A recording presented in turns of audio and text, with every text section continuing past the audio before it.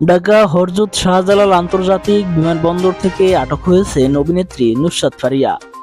তার বিরুদ্ধে ২০২৪ সালের বৈষম্য বিরোধী আন্দোলন চলাকালীন রাজধানীর ভাটারা থানায় একটি হত্যা মামলা রয়েছে।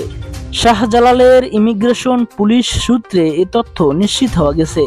তিনি থাইল্যান্ড যাচ্ছিলেন বলে জানা গেছে।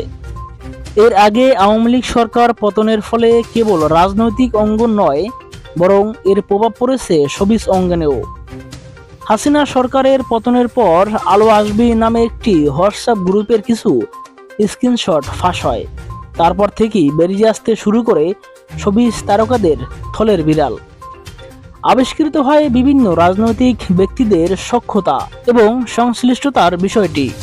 সেই ধারাবাহিকতা বজায় রেখেই এসেছে অভিনেত্রী নুসরাত ফারিয়ার নাম।